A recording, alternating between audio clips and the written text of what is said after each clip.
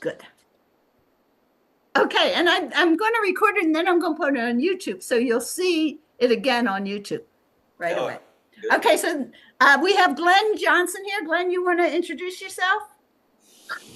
Sure. I work at Johnson Space Center down in Houston, and I, I coordinate with engineers and astronauts and our mentors to be able to make these projects for you guys. Okay. So I'm looking Yes. forward to what you guys have to tell me about. Okay, so I am giving you permission. You have permission to share your screen, but before you do that, just introduce yourselves and tell us what grade you're in. I'm Justin O'Day, 12th grade. Awesome. Thank you. I'm Simon Yoon. I'm in 12th grade as well. Hi. Hi, Simon. I'm Calvin Kwan, also 12th grade. I'm Yubi Jung. I'm in 12th grade. I'm Levi Vanwert. I'm also in 12th grade. Wow, we got seniors here. That's awesome. Okay. All right. You can share your screen and we're ready to go. Okay. Is this good? Yes. See Yep, we see it perfectly. Okay. So we're Bergen Tech. For the Nano Lab team. We just all introduced ourselves. So. Yep. This is just what we're gonna go work with. First, we're gonna introduce the task, our main priorities that we wanted to focus on, and then just the research that we went over, all the brainstorm and concepts that we went over, all the iterations, and then we're gonna show you our first working prototype, and then just our future plan. The task. The problem. In microgravity, water moves unpredictably through porous materials. We're trying to design a fully functional nano lab for testing material systems in space. Although there are more requirements, some of the most important requirements are interchangeable growth medium, fluid movement through porous medium, 2 types of different sensors, communication through USB, and camera observation. Although there's more constraints, some of the important constraints are the size, the limited budget, the zero gravity environment, and making it light as possible. So the next thing that we're going to look at is some of the research that we went into. So we were thinking, what substrate would we use? We thought of dirt, clay, rock wool, a sponge, rocks, and pebbles, or small plastic pieces. And we finally decided to go with the sponge. And Dr. Gold actually came into our school and talked to us a little. So that's kind of where we got some of the idea from. But a sponge is also just flexible, durable, and it's also very easy for the plants to actually grow in that material. And it's not really susceptible to mold. So we thought it would be really good to use. And then what data were we trying to create? We were honestly trying to collect data of humidity, temperature, imaging, pressure, the pH level, the amount of electricity that everything was going to use, the flow rate, the water concentration in the media, and the total water in the system. And depending on the sensors we were going to use, we wanted to use mainly the ones in red, which was the humidity, the pressure, the temperature, using a camera, and a flow rate sensor. And we were hoping to get some feedback on whether or not it would be a good idea to use something like a light intensity sensor, gas sensor, spectral imaging, or electrical conductivity. Yeah, so here are some of the designs we actually considered for our solution. So one of the ideas we actually considered doing was using capillary action, like a complete capillary action system. And so the issue of this is that it relies too much on hydrophobic and hydrophilic materials, and we weren't sure which we were going to use. And also, we don't have much experience with wicking, and it's hard to find these type of materials. So that's why we decided to not use this idea.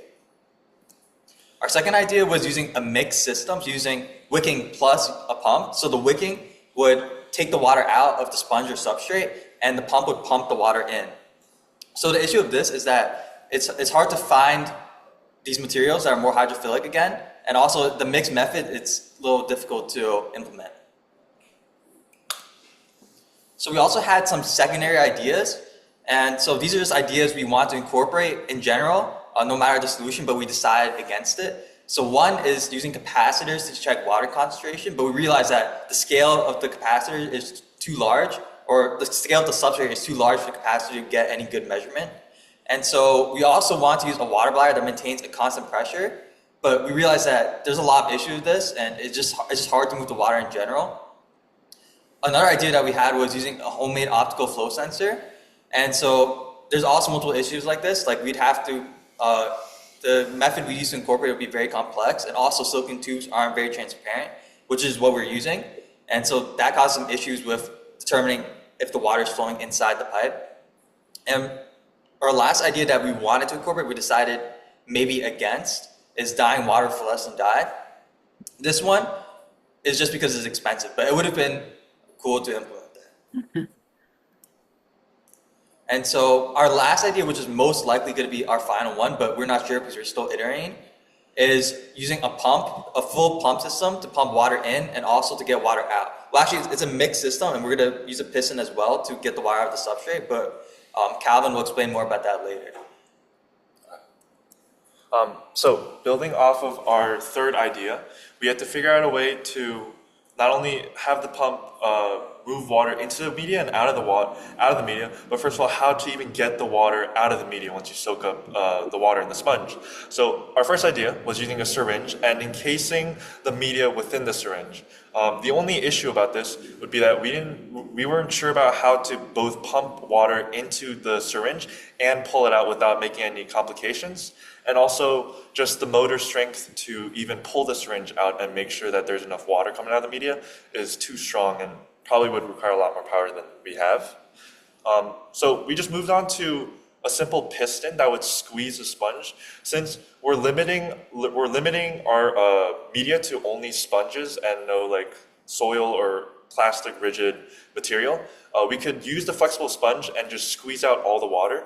And for our piston design, we would use something similar to a car piston, like a cylinder. Only issue was that the design wasn't really efficient. So we still stuck with the piston, but we decided to use linear motion instead. So it's kind of like this. We actually have the working prototype with us right now. We'll show it to you in this side. So putting together the piston and the two pumps, essentially what happens is, if you see on the left image, there's a reservoir in the bottom that holds the water, and then one pump will bring in the water from the right side, bring in the water and move it onto the head of the piston. Then the water from the head of the piston will be absorbed in the sponge, and then once the piston is activated after we do the experiment, pump number one will pull in the water and release it into the reservoir again. So some of our future plans include finishing setting up and connecting cameras with the Raspberry Pi, because we've been having some issues just connecting that. Possibly setting up an optical flow sensor. If we can figure out a way to make this feasible and make it work with the silicone tubes, I think this would be a really great sensor we could use. Also designing an effective reservoir system. So we've been coming up with ideas for reservoir systems, including like the water bladder, as you saw. Recently, we've decided on possibly using a surface tension reservoir system, but this is a very recent development, so we haven't been able to prototype anything yet. And then right now, our system is like an open system, as you saw in that picture. So it's very spread out just to test if everything works individually. So we will eventually need to move our system, obviously, to inside of the nano lab and make sure everything fits very well. And then we will just test. So we also have some further research possibilities. So one research possibility is we could look into a type of software that could simulate fluid movement in zero gravity, because all of our tests obviously are with gravity right now. So we're not 100% sure if everything would work in a zero gravity environment. So if we could find some sort of software that could simulate this, that would be amazing. Also, we could research how to more seamlessly integrate our Arduino and Raspberry Pi, since we're using two different hardware systems. And then we could also research some more viable sensor options for more precise measurements, such as flow rate or electrical conductivity or pH, any other types of measurements that may be useful for this experiment. That's all. Thank you. Awesome. You did a really nice job of presenting very quickly, which is really cool. Nancy, did you hear what they were saying? Yeah, I came in on the part where they were talking about the wicking. So sorry about that. I was just leaving another meeting. Do you guys have a picture of your device? I thought you had mentioned that you can show us. Yeah, stop sharing, and then we can see your. Okay. All right. Like this. Okay. Awesome. Now So where do you plan to have the sponge? So the So- sponge is going to be in this container, which actually attaches to the piston, and the piston still works without it. Only issue is that it's not fully secure because, I mean, it's 3D printed. It's 3D print. So we probably will just use pretty strong magnets to attach it on because you don't need that much force anyways, and yeah. And this Okay, also, so wait a minute. Does it start dry? Is that correct? we're not 100% sure. It's probably going to start dry. But it may, Okay. depending on tests, we may start with it wet if that works better. But right now, we Well- think it's going to start dry. Okay. And Okay. what about the orientation? What's your orientation when you drop it? It's gonna be vertical, but honestly, it doesn't Okay. really matter. Yeah, but it's it going to could be anywhere. like this. Okay, because I want to make sure you know, your nano lab is going to be vertical. Yes. So- Yeah. Okay. All of this works in any orientation. Yeah. Theoretically. Yeah. Okay, well, okay, so you're going to squeeze it, or are you going to release the pressure on it and water flows onto it? Squeeze, right? Yeah, it's the piston's gonna be completely unreleased, like not so that it could allow water to go into the media. And then once the whole test is done, we're gonna squeeze the water out of the media so we can recycle the water again. Yeah, but we're also using a pump to also draw out the water at the same time. Yeah. Okay, so wait a minute. We've got 5.1 seconds Seconds. for all Yeah, that. you don't need. Yeah, you don't need to release the water. The key thing is we want to see the water movement in there. So having a method to release the water is a nice addition, but that is not something that's a major part of this. The key thing is get the water to move into it. Okay. Yeah. And then you made a comment about you were looking for software to simulate. Just to let you know, you don't need a software. You can actually drop this and see its effect. You can like drop it from from like one story, have a couch or something. Actually, all you need is 9 feet, and you get, I believe, half a second of microgravity if I did the math right. So that's something you can test. So we could just drop it and test it. That's really cool.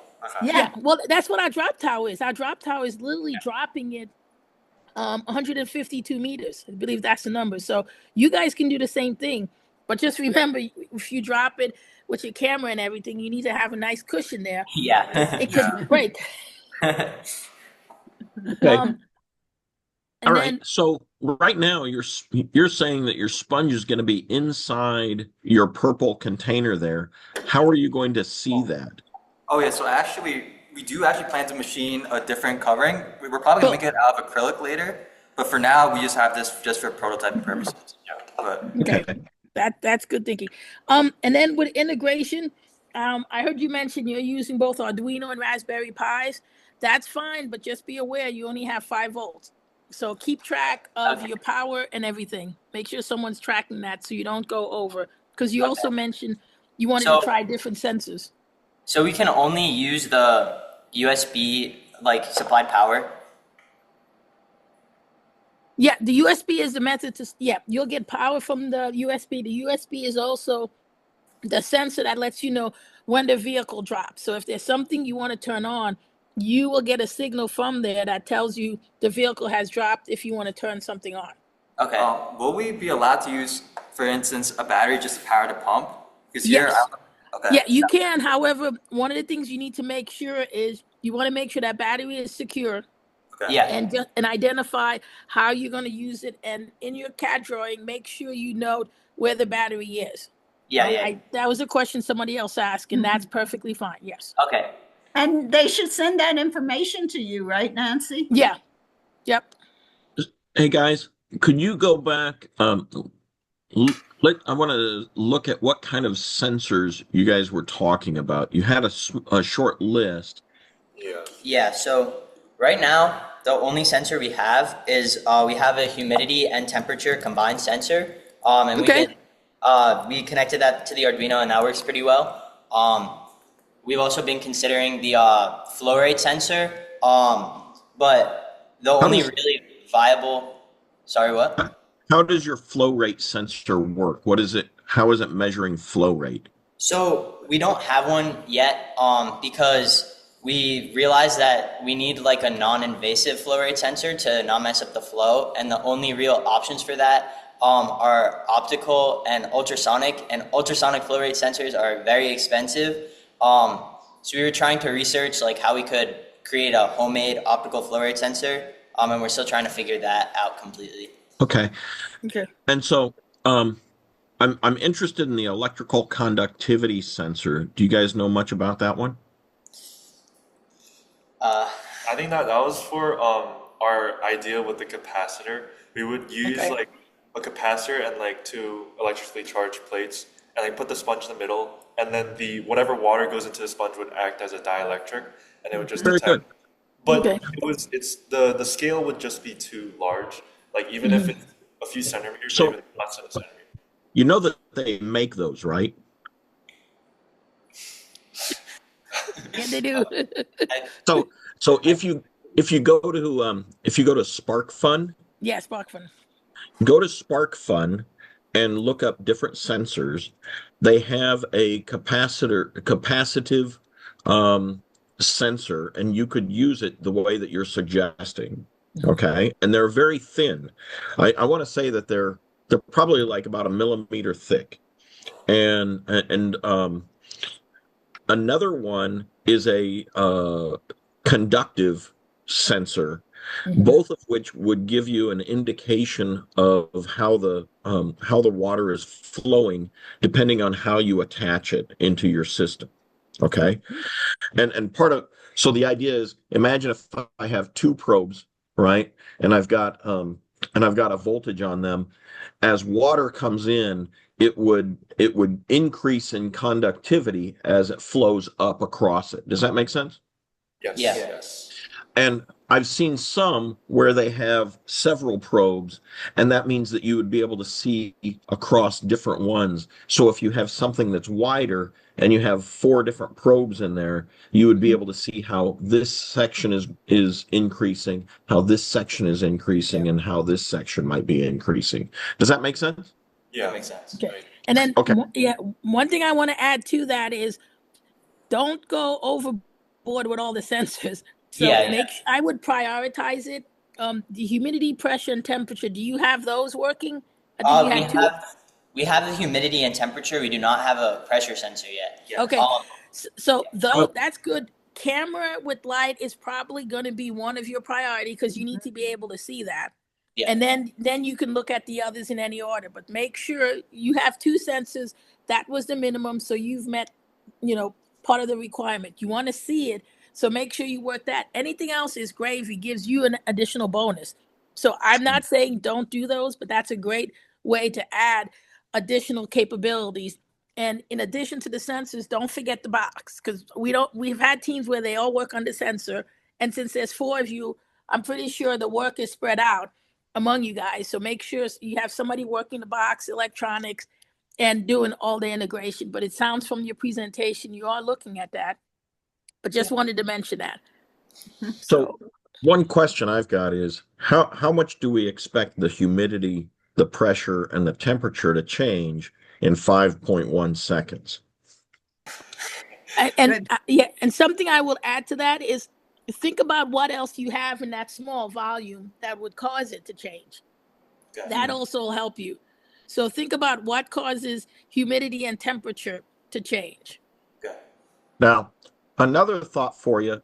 I like the camera. I think that the camera and your light are going to be your most critical ones. One thought I have for you is you might have different lighting effects, right? Rather than having just a light that's shining down on it, it might be good to have some side lighting, or even have, you said that you were thinking of using like an acrylic. If you have light coming in from the side of that, you might get some transparent light, or some light transmitting through, and that could also give you a little bit better view of how the water is flowing in. Now, another thought might be to add color to your water. Yes. Just by adding color, you're going to get a better darkening to be able to see that flow rate. Yeah, we've considered that. We're definitely going to dye the water in some way. We're not That's sure if good. we Yep. fluorescent or regular yet. Now, what kind of sponge are you looking at? So right now we have a specific sponge. It's from Blick, the art store. We haven't actually purchased it yet, but it's got like pretty big like holes in it. So it could like if you tried to grow a plant in it, the roots would we think spread pretty well. And so like that's the sponge that we're probably going to end up using, hopefully. Okay. I Make sure you do lots of testing with it. Yep. Yeah. see if try out get a couple of these sponges and see what kind of plants grow in, what kind of seeds grow in them well. And there might also be value to sponge and a natural sponge. Does that make sense? Yeah. I like where you're going with this.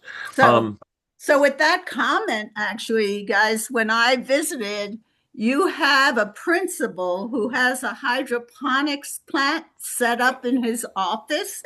And I asked if you could use it. And he said, for sure. So you've got the perfect place to see if some of the sponges or whatever media you're using will grow plants. Yes. And we're not doing it for the 5 seconds, but that's good data that, hey, yes, our plants did grow in this media. Yeah, that's true. So talk to your principal. Okay. Go back to show us your stop sharing and show us your setup again. Yes.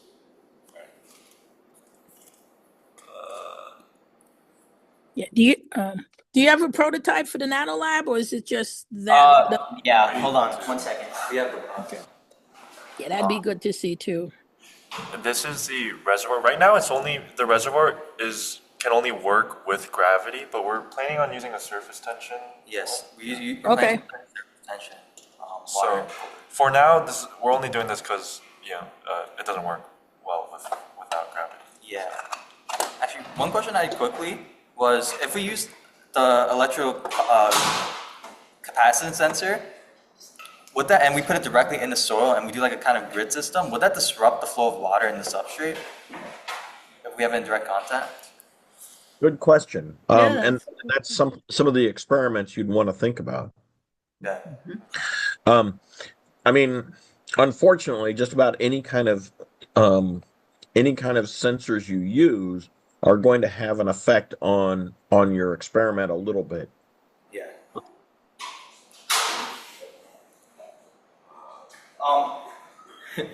For the actual NanoLab prototype, we haven't printed out like our final design yet. We have a couple of different iterations, so we're just trying to figure out which one is our most recent one right now.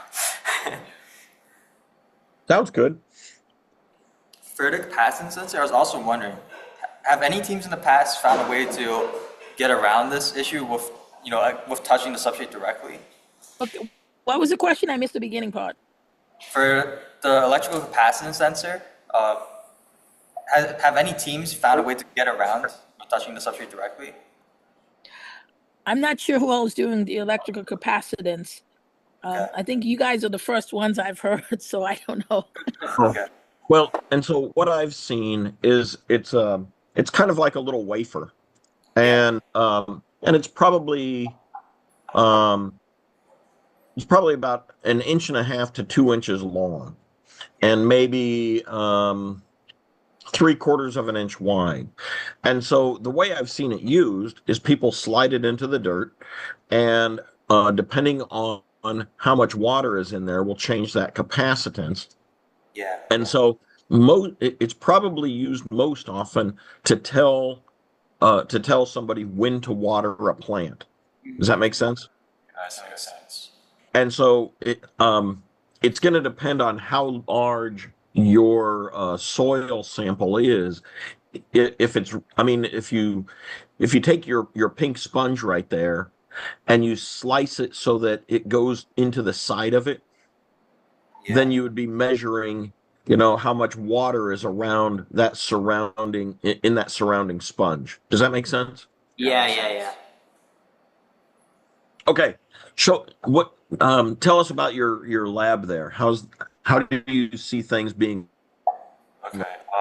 So we decided to like split this lab up. Well, before we even actually came up with this piston design, we made the lab. So we would have because we don't want to take up too much space with the sponge and everything because, I mean, we need a lot of electronics and sensors. We decided to keep this whole bottom part as just dedicated to sensors and like. And the reservoir. Yeah, and the reservoir too. That's a big part. And then up here, I mean, in our next iteration, we'll probably make this modular and like be able to like take off panels and things.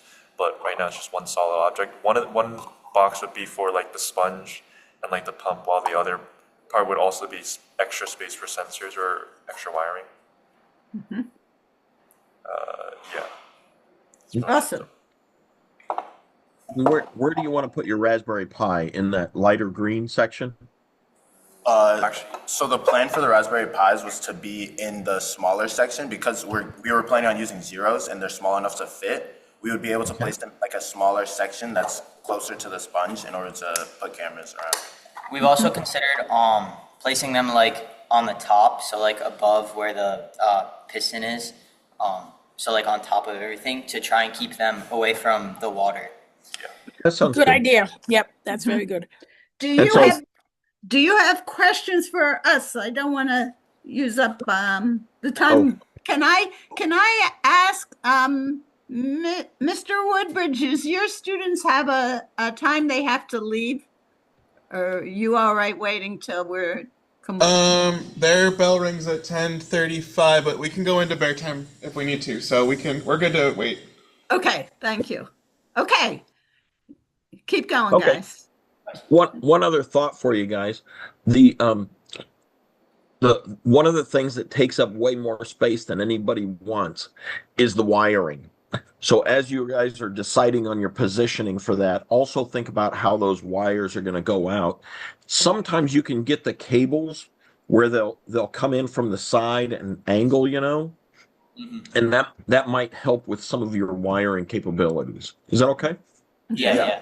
And And I next- also want you to understand that it has to be vertical and that you will put it in the drop tower using the USB port on the top. There's going to be a USB that can power it. But it doesn't drop right away. It stays there. For a couple Nancy, hours. Yes.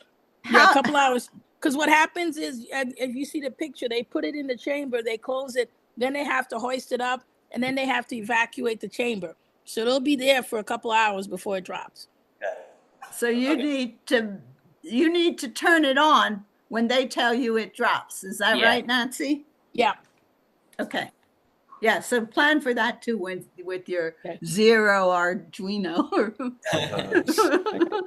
They're getting littler and littler. I actually have another question. Sure. Yeah. So, what type of data points is NASA looking for that they don't really have yet about, this liquid and zero gravity? Well, the main thing here is the overall focus is to understand how best to move water into the system and out. That's why the camera is important. And if you're going to have the water, those sensors are important. That's why I said you want to test, see how long it is. Because the biggest issue we have is when we water plants, if the water stays there, it gets root rot. And there's not a good mechanism to remove the water. I see. Yeah. So then, in that case, you said the drop chamber was only like 5 seconds. Yes. So how do we test the full cycle of getting the water in and getting it out within those 5 seconds? Well, that's the thing is I said we want to see the movement of the water into your system. We're not expecting it to totally go in and like you mentioned, getting it out. We don't really need it in and out. We want to just see it. You want to test on the ground getting it in and out, but we want to be able to see it during the drop move. Okay. That makes sense. Yeah. And then but your ground research will show how it comes in and how it comes out. Okay. Yeah, you can Nice one. take videos. Yep. Yeah. Yes. And thank your principal if you get using his hydroponic setup. All right, you can always ask us questions anytime, guys. One last question. Besides Sure. sponge, have you looked at any other materials that might be worth checking out? Yes, we definitely have. Yeah. We listed some of them on our slides. Like there is clay. We looked at dirt. Obviously, we looked at rock wool as well. I think we looked at just stones too, but we figured out that some of these won't really work well. Like rock wool, for example, we found that it's prone to rot, so it's not, or over a long periods of time, which I'm sure in a short experiment won't really matter. But if it's on the ISS or something for months at a time, then we obviously don't want it rotting. And like molding, Dr. Gold, when you came to, you mentioned that our principal they had like tried rock wool in the hydroponics, but it had molded. They had issues with it. So part of the reason why we chose the sponge is because like it's a synthetic material, so it won't mold as easily. Yeah, they were cleaning it thoroughly before they started again because of that mold. Well, and so you've eliminated those other ones. Do you have another one that you think you might want to test as well? Probably. That would be a good idea. Yeah, Let's just leave it like that. Yeah. All right, Flo, I know you have more team. Yeah, and Michael Hayes is on. He's doing Cool. a HERA project with the school. All right, thanks, guys. Thank you. Thank you so much. Have a great weekend. Great job. Thank you. Love what you're doing. Yeah. Hey, Flo, I need to jump out, but I'll be back at 2 because I think that's when Cortland, 12 your time. Yeah, Cortland is 12:15 my time, 2:15 your time. Okay, but remember, Cortland has a test from trash. They may move before that or after. Oh, so I'll get on 2. a little bit before. I will too. Okay. Thank you. I'll see you in a that's bit. right. They missed it before. Yep. Okay. All right. Super. Bye. Thank you. All right, Michael Hayes and Olympia. Thank you so much. Thank you, Glenn. Have a great weekend. You can stay. This is about robots. Glenn loves robots.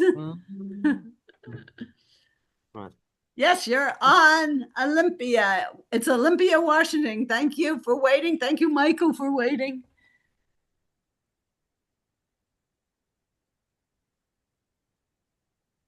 And you can share. There you go. Yeah. But introduce yourselves. And you know Michael Hayes already, right? Yes. Okay, good. And Glenn, Glenn actually is our design and prototyping. Glenn, you want to just introduce yourself? Hi, everybody. I'm at Johnson Space Center down in Houston, and I helped develop some of these. But this is a Michael Hayes project, so I don't know as much. I'm deferring to him on this. Yeah, me too. Okay. Hi, everyone. My name is Alex, and I will be talking about the robot part of this project. Wheeler, want to just talk about the mission a little bit? I'm Gabriel Smith, and I will be talking about the landscape. Oh, Yeah, okay. I remember the word. Yeah. Is it all right if I record this, or should I stop recording? Michael, You can keep going. It's fine. Is that okay, Michael? Absolutely. Okay, good. Keep going, guys. You can share your screen. Yep, sharing it now.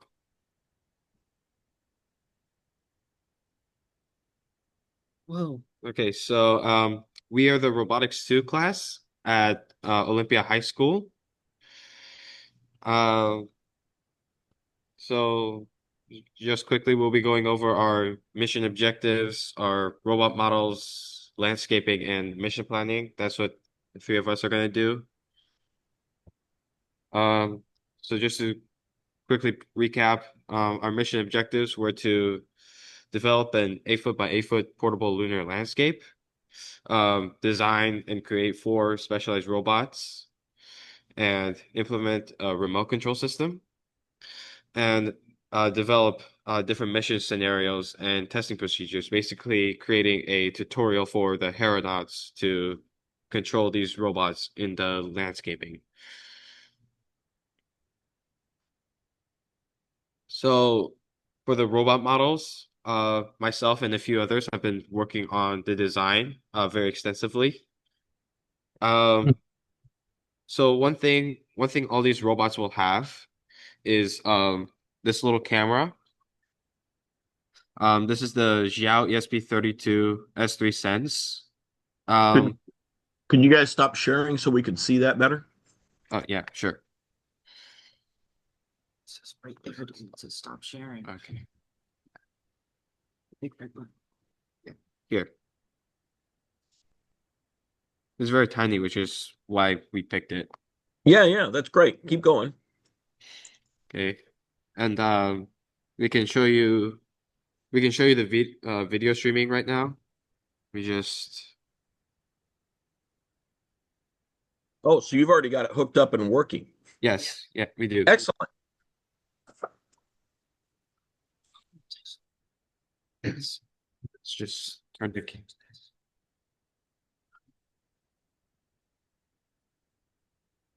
So yeah, you can see so we had to hook up a dedicated Wi-Fi hub. So we had to a different router in order to get the streaming working. And you might not see it well because the screen I have is set to be a little small, mainly for quality reasons. But you can see that this little thing is streaming right onto this laptop. Yeah, no, we can see it. Yeah. It's awesome. Yeah, You that's plenty more on that slide. So if you wanted to share that back, I'm sorry. it's fine.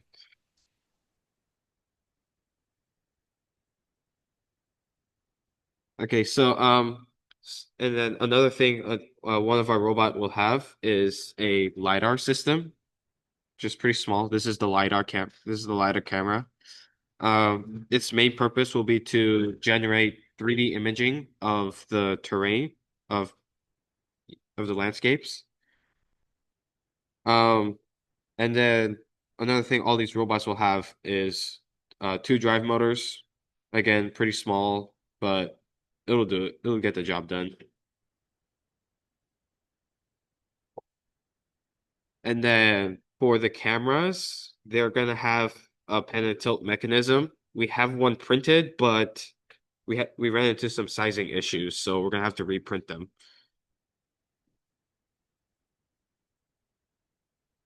Got it? Okay. Yeah, an another one of us is getting it together. So sizing issues were mostly because of the servo horns that we were using. We counted them with a different model of servo horns, so it didn't quite fit. Uh, but it'll have a base. This is able to, with the profile right there with the edges, is able to slide into the robot and be easily screwed in and removed if you need to switch it to a different robot for some reason. This fits the camera in there. The camera model or the Xiao that controller, there it is. The Xiao controller we will be using on the robot will not have pins. We'll just solder on the top. So that way it can actually fit into this little slot. And then we have one more piece that goes on top of the base. This rotates because there's a hole for the servo and holds this. So full pan and tilt for the aeronauts to be able to look around their surroundings. So Okay, so our transport robot and our manipulation robot will be basically will have the same objective. Basically, they'll be able to the manipulation robot will be able to grab on to the a 10 centimeter cube, kind of like this one. It'll just be able to grab onto it, move it up and down like a forklift, and then it will be able to place it inside the storage unit for our transport robot. So basically grabbing samples and then bring it back to the HERA module. And then we will have a support bot. It its main purpose is to be able to take back any non-working robots back to the HERA module for repair or charging or whatever the issue might be. Moving on, we have our 3D modeling roughly done. We're still working on a few things, but roughly this is what they would look like. You can see that they have billet wheels on them. That's because of how rough the terrain is going to be in both atmospheres or environments, I should say. Well, we originally started with foam wheels, but decided that it would not be good enough because the terrain we are going on is very sharp and would just destroy those wheels immediately. So we switched to these wheels. yeah, so right now this is our vision robot. You can see on the screen. You can see it has the LiDAR in the center of it, and then we have the pan tilt up front along with the ESP32 camera. And the drive motors will be on the back side of the robot, so away from the pan and tilt. And then we'll just have our two front wheels Free spin. yeah, free spin because of battery uh things. We will be moving on to our landscaping by Gabriel here. Yes, Gabriel. So for our landscape, it's supposed to be 8 foot by 8 foot. We are gonna make it into a 2 foot by 2 foot demonstration later on. And it's supposed to simulate Mars and the lunar surface, which sounds fun to do. But we we came up with an idea using extrusions and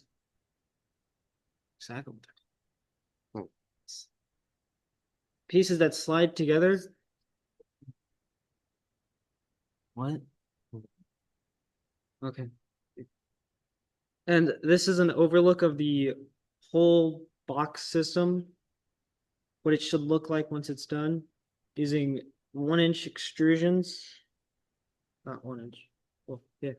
It comes into like how many parts? Yes, 4 pieces, 4 frames, and an interlocking 3D. So it could be customized to anything that we need for certain missions. Like just certain whatever we want to do. Um, Will they take over? Let me do this. So my name is Preston. I'm sophomore. So basically what we're gonna do is on each of the like extrusions of the frame, we're gonna add a white cyc layer and a black scrim layer, which are these. And then we're gonna, in between them, put our LEDs on here. So that way, when they turn on, then you'll see the white behind the black scrim. And that's basically gonna imitate the lighting we're trying to go for. And then since if we have it just like this, the LEDs themselves are gonna be very visible. So we have like a ground row that can conceal the direct light, and then all you see is the imitated lighting. Cool. Yeah. Oh, we also have a ground row to block out seeing the LEDs, because it would be very visible to see the LEDs if the ground row wasn't there. So it's just going to be like cardboard, would probably be the best option. What? Or something we could 3D print. Yeah.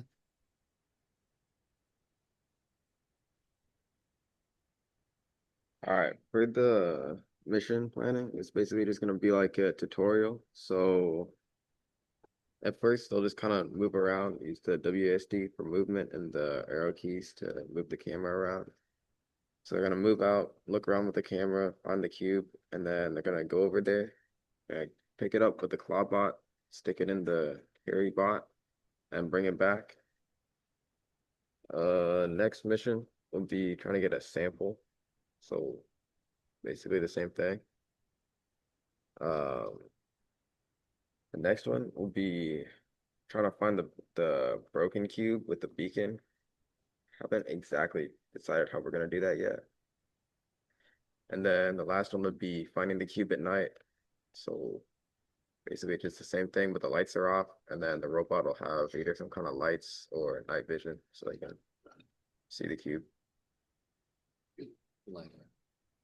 LiDAR. Yeah. That's it. Cool. Very good job, guys. I like your concepts here. So couple of quick questions, and I'm going to focus first on the topology questions.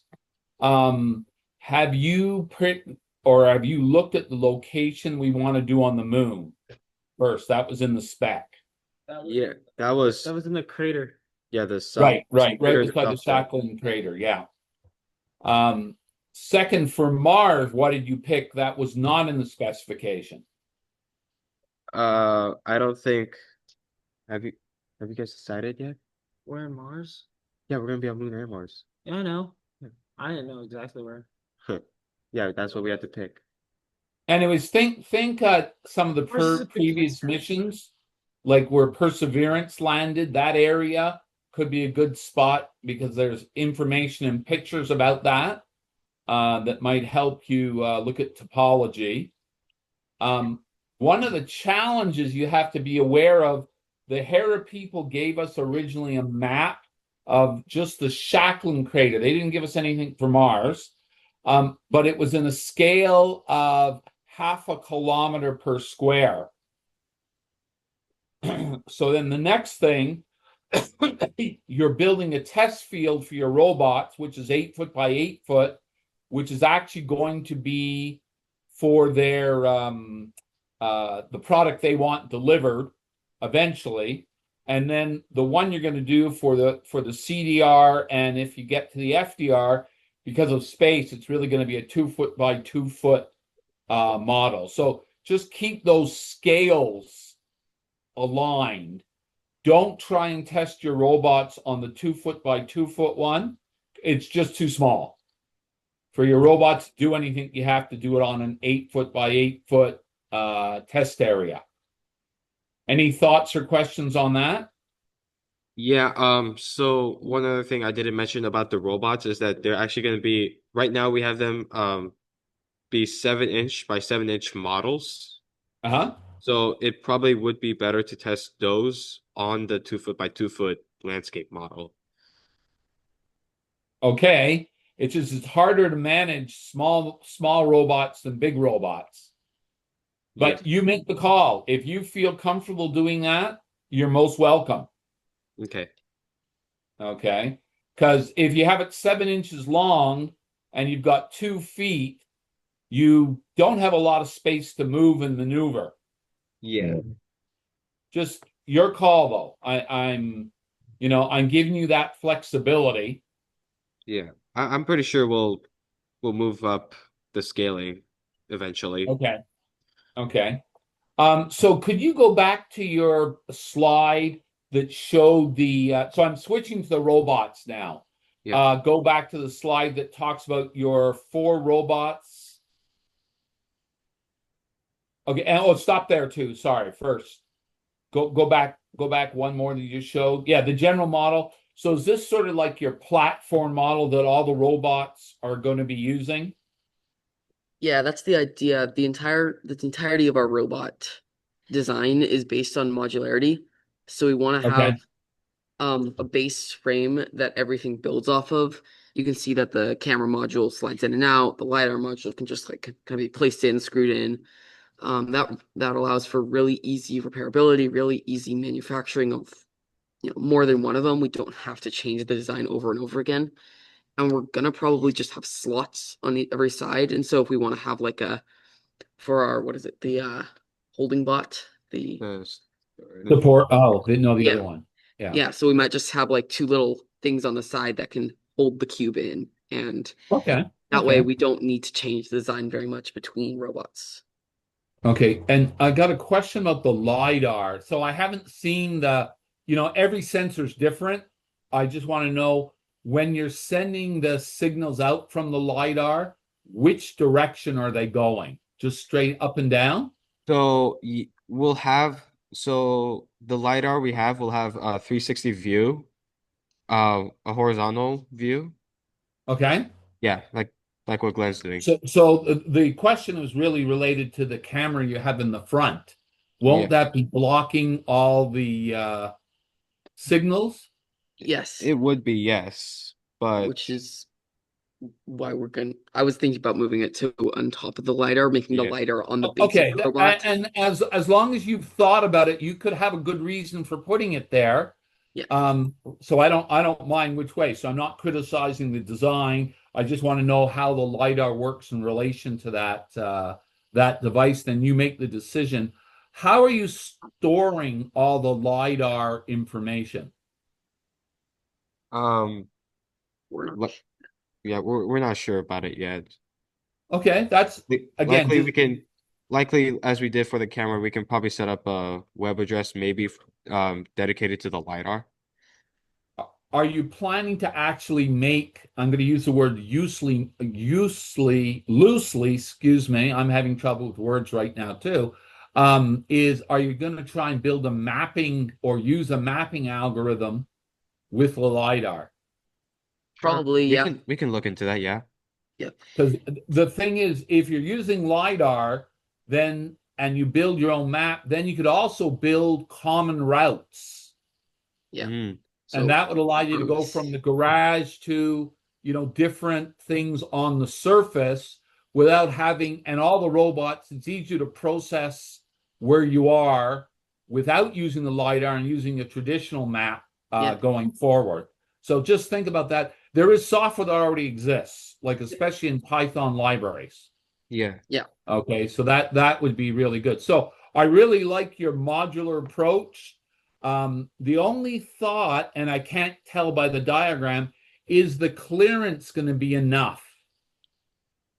Clearance for what parts? So between the bottom of the robot and where the bottom or the wheels touch the ground? Yeah. How much space is there? Not very much. We're probably going to be changing that. Most likely just sort of putting the robot on stilts to the side. Not like well, stilts, Glenn likes using stilts. He goes 4 or 5 feet above the ground. No, but yeah, no, I like the idea if you lift it up and give it some more clearance. Just think about, most all-terrain vehicles or Jeeps or whatever have a little more of a ratio for clearance. Yeah. Yeah. And So just keep that in mind. And you can do going that forward. with just larger wheels or something like that as well. Exactly. That would also work. Exactly.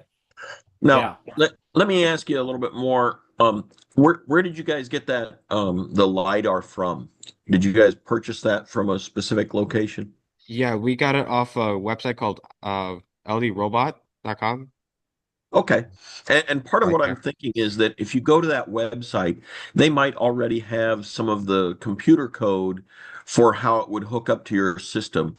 And that way you don't have to invent the code for that. Okay. Yeah. And that's what the libraries are. Yeah, exactly. That's exactly right. Yeah. I think it's exciting what you guys have here. I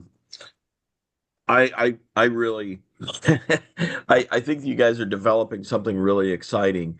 And I think you said that there's only you're going to drive 2 of the wheels and then the other 2 are just following. Is that right? Yeah. That's correct. How are you going to turn?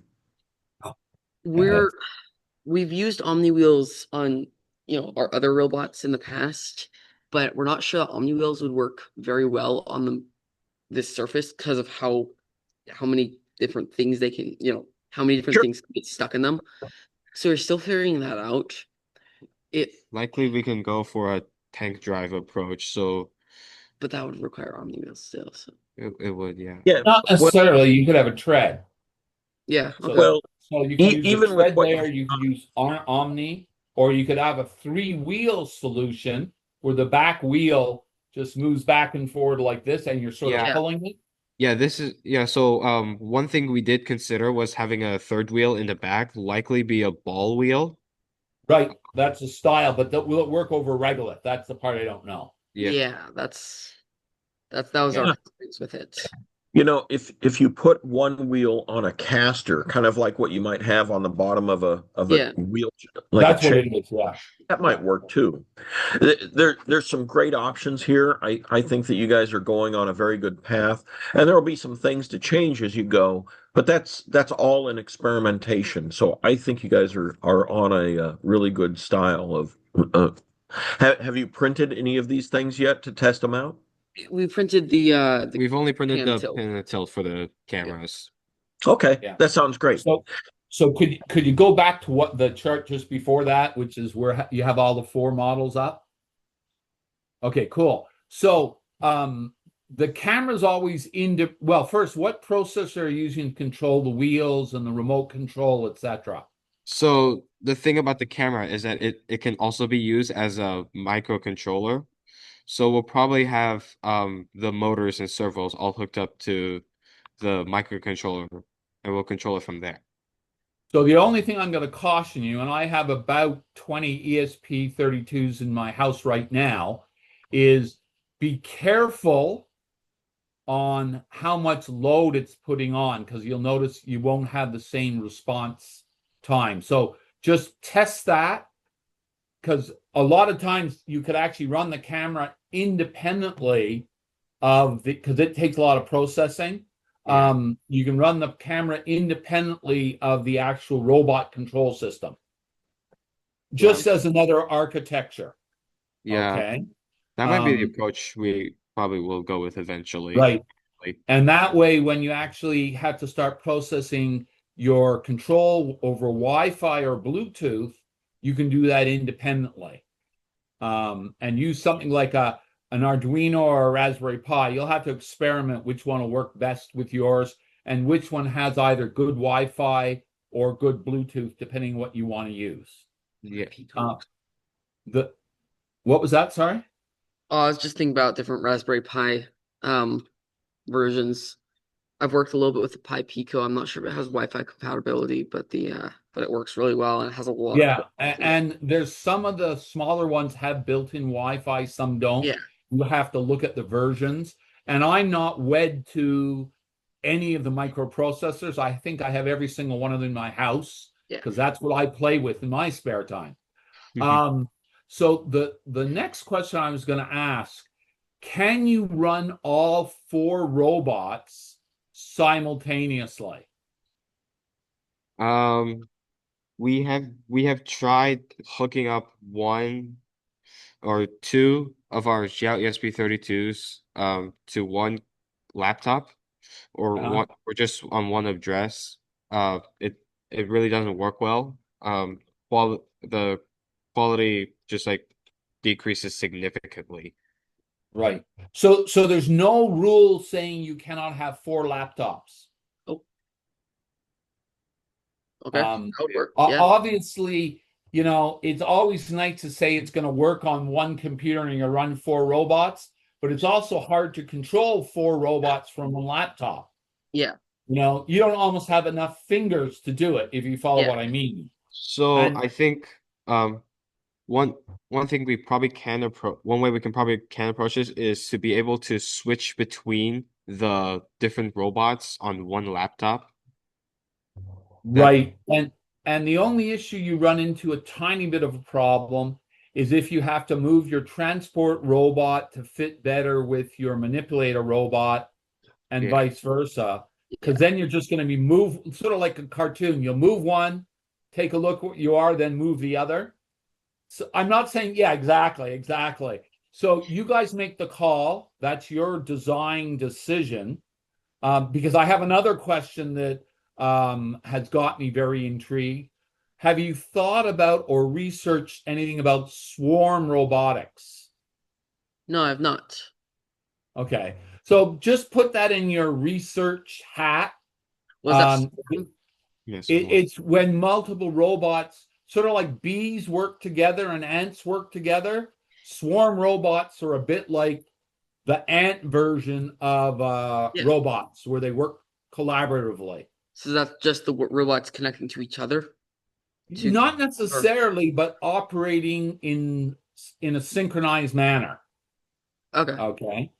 Yeah. An example would be if you went on a long trip and you needed all 4 robots, you'd only have to use the first robot, the vision robot, and it would basically instruct the other ones on simple instructions. Yeah. Okay. Okay. And then here's the last one. So assuming there are some boulders or small craters in the topology you pick, have you built an autonomous option No, we or have thought about it? we have thought Yeah. about autonomous motions, like for example, picking up and placing it in the transport bot. That's probably one autonomous motion we can do. Yeah. And then the other one might be autonomous if you start doing some exploring, like you mentioned about how do you find the broken CubeSat? Yeah. So having an autonomous search, you've got 4 cameras. That those alone could be a way of searching. And again, that follows a swarm robotics style. It doesn't have to be effectively swarm robotics, but you could have all 4 of them looking in different parts of the topology and then Just saying, spreading hey, out. yeah, spread out, and then say, hey, I found that one. And then tell the rest of them, hey, come and visit here so we can load the cube bot and bring it back to the garage. Totally. Yeah, that's a really good idea. We'll look into swarm robotics, figure Yeah, out and get that to and work. it's so just so you know, it's not a requirement. Yep. But it would be cool learning. And the last thing I'm going to say is that if you want to do that independent movement, you could also look at, and it's a little expensive, so don't go over the top, but there's something called NVIDIA Nanos, which are AI-based products that are almost identical to Raspberry Pi in I have one at my functionality. house. Yeah, they're a little bit picky, meaning you might know everything about the Raspberry Pi, and it uses Linux as well. But of course, the parameters are going to be different. But then you could build a smart, and they already have some AI type systems available. You could just download into a program and pick one of your robots to be fully autonomous. Yeah. That would be really good.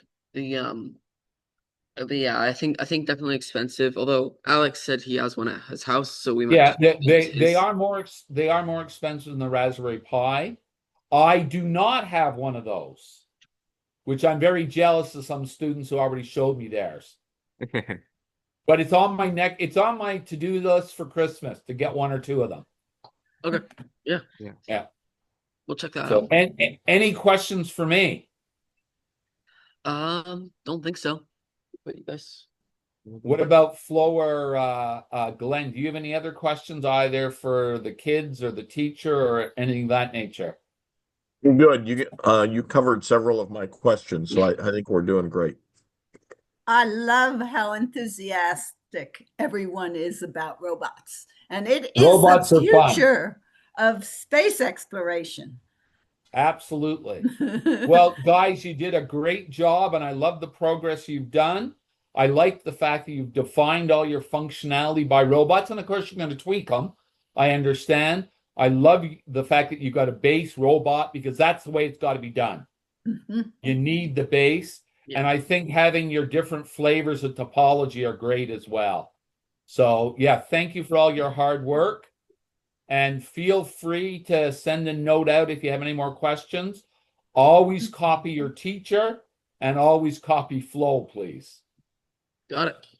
Awesome. Thank you. Thank you. Y'all have a good day.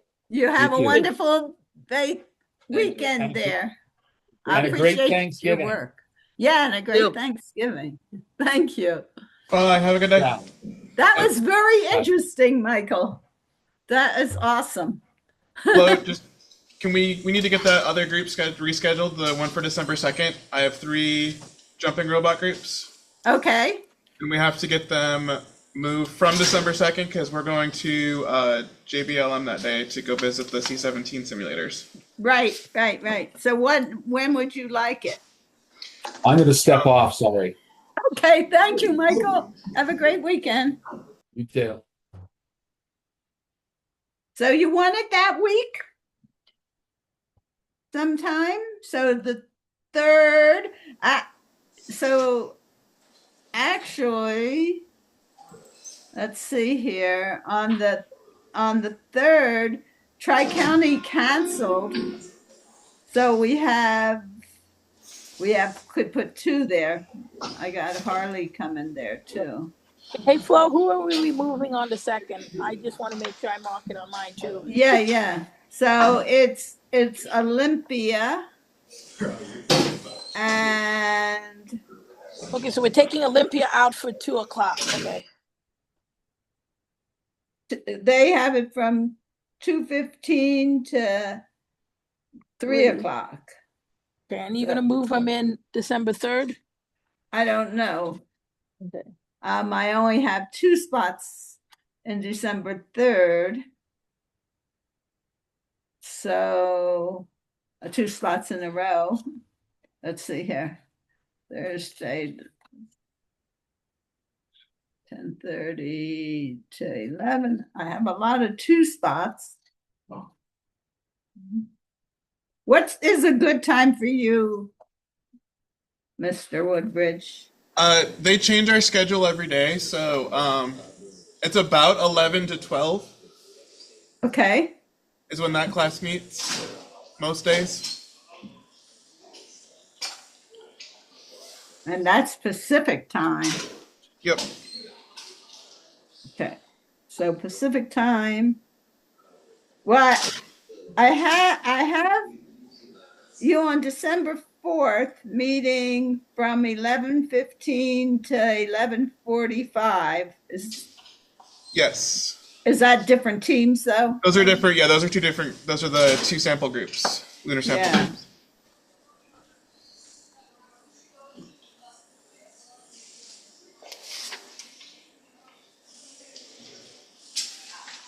Let's see when else.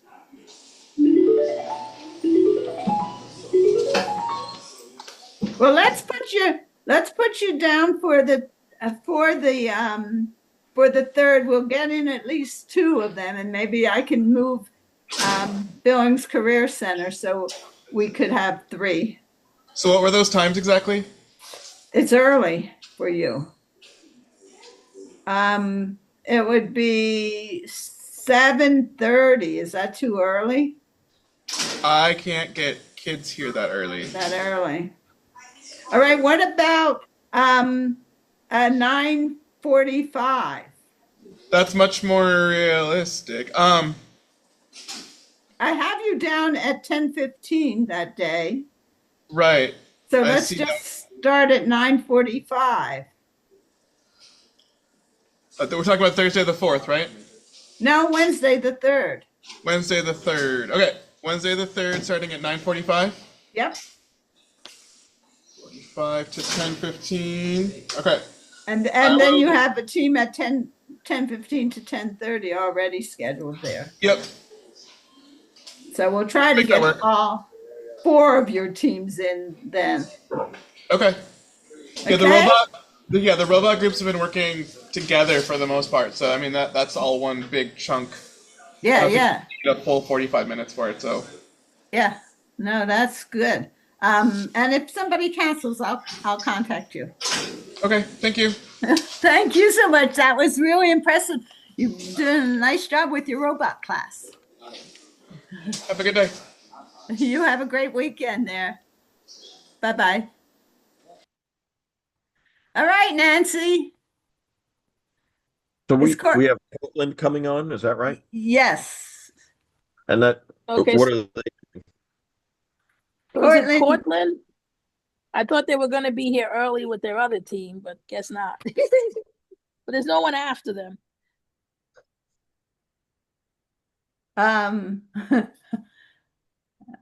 Actually, is Michael Delmont after them?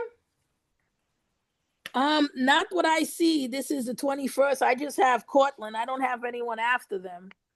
So I have marked down Michael. He's in Frontier. Wait, Delmont. Yes, Yeah. Delmont is. His is a separate thing. Yes. He's doing bio or. Yeah. So Michael Delmont, I have him at 2:45. That's a Teams meeting, and I sent you. Yep. Yeah. So that's what I have down. Yeah. So if Cortland goes late, you can stay and I'll go there because I was hoping Cortland would come in at 2 and do their chess from trash. If not, we'll see what they do. Michael Delmont, he just wanted to do a pre-meeting with me before they do their PDR at RIT. That was the reason. Yeah. So Delmont is on Teams, and that's with me. I sent that out. But he's going to meet with Allie. He's already scheduled a meeting with Allie for PDR. Okay. But he wanted to meet with, and that's I think in 2 smart. weeks. I think December 2nd. But he wanted to have a pre-meeting with me ahead of time. Okay, good. Yeah. So we'll see. We'll cover Cortland's 2 teams. It's chess from trash, and what's the other team? I don't know. It didn't list. Yeah. Hopefully they'll come at 2:15 and he won't. Maybe we should remind him again because last time he forgot. I know.